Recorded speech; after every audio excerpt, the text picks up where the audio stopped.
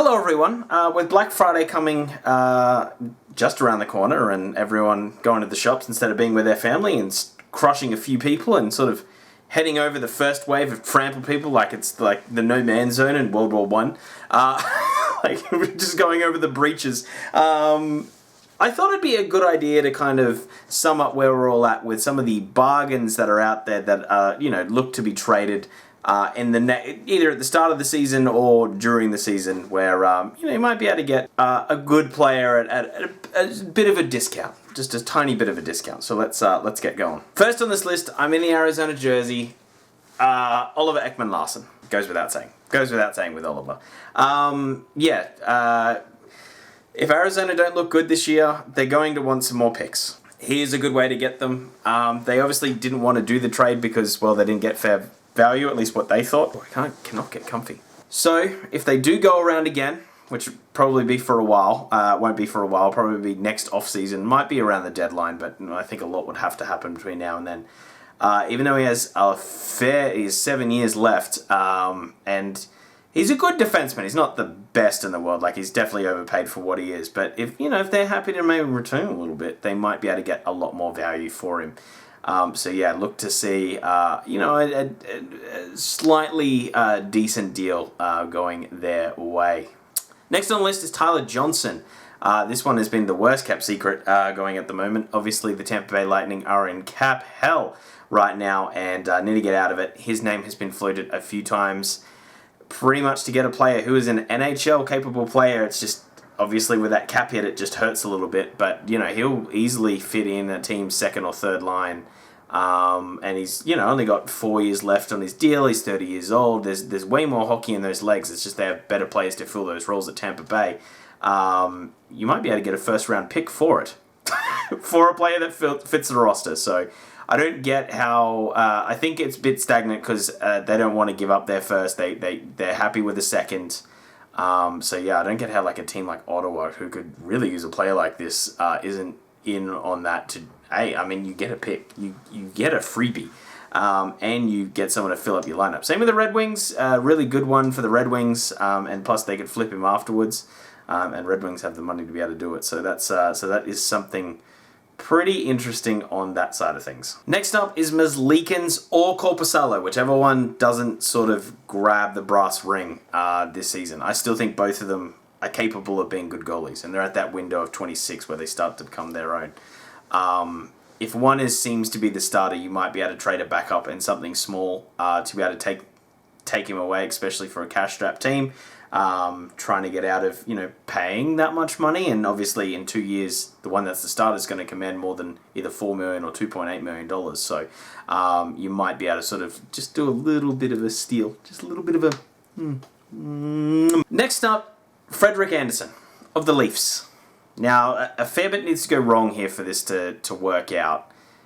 And I could see, maybe not a bargain for this one, but I could see a team like Carolina being able to, if they're not going well, or Jack Campbell ends up being the starter, or however it works, or they can find another goalie, I could see them looking to get Brady Shea into the team, which I think would, that's pretty spicy.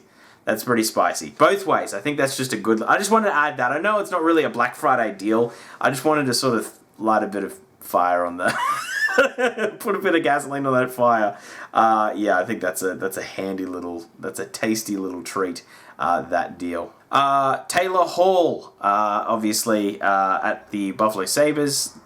Let's face it, they're not going to make playoffs this year. They're really not. So, especially in the division that they're in, they probably drew... If they got into the other one and got to play like the Red Wings and whatnot, they might have been a little bit luckier, but I think it's a pretty competitive field.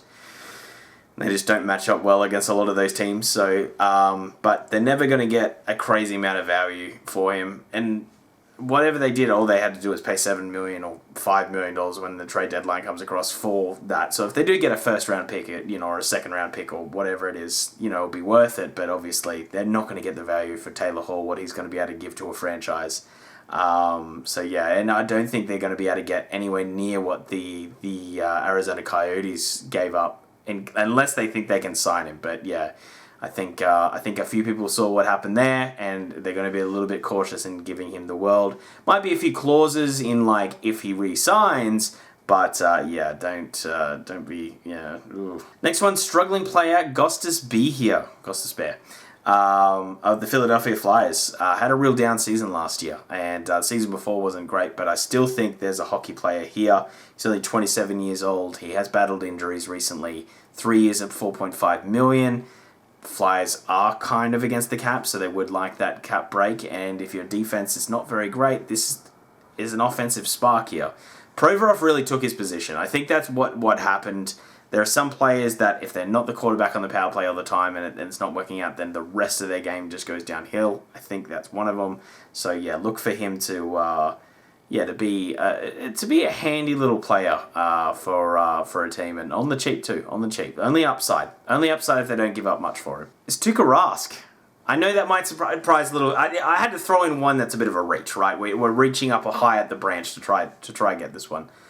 I don't think he liked the way that the media handled, especially Boston media and the public handled what happened last year when he had to leave the bubble and he wasn't in it. So yeah, I'm really curious if he's in it with Boston, and if they go well, he's got 1 year left on his deal, we might move him. He's an NHL caliber goalie. That a team that if they take him and can re-sign him mightn't have to pay the world for him because of his age with that 1 year left. So it may fix the goalie sort of issues for some teams down the road. Like a team that really it makes sense for is someone like Nashville that just needs to kick that goalie issue down the road a year or two. And if Rask can be that goalie for them, because Rene can't anymore and Saros really hasn't started as a starter. So that's something that I would look at, and I don't think it would be a huge price. I mean, it would be something small, but like something decentish, but I don't think it would be a huge price, so we'll take a look at that. Last but not least, Phil Kessel, goal scorer phenomenon. Had a down year, this team, but again, they're really looking to get picks. I think they're looking for a hard rebuild here. They look at those years left on that deal, a team that's going to need some scoring, could really look at a player like that, especially at the deadline, and they've only got to pay that salary for the next year. If you've got a few contracts falling off the books, you're at Boston maybe, and you need a little bit of extra scoring, and if you can fit him under the cap, next year there's a fair bit coming off the books, so might be worth just having a shot with it. Like, yeah, it might be a little look at here. I know goal scoring wasn't their real problem. But yeah, you could look at that. Otherwise, at Vancouver, I could, if they could sort out their cap situation. Actually, no, definitely not at Vancouver. They have too many cap problems. Montreal. Now that's an interesting one with Phil Kessel. If they can deal with the cap, I know they spent a lot of money recently. Man, that would fix a few problems. Although he really wouldn't work out there. He's the type of player that they would all hate. But oh man, if it did.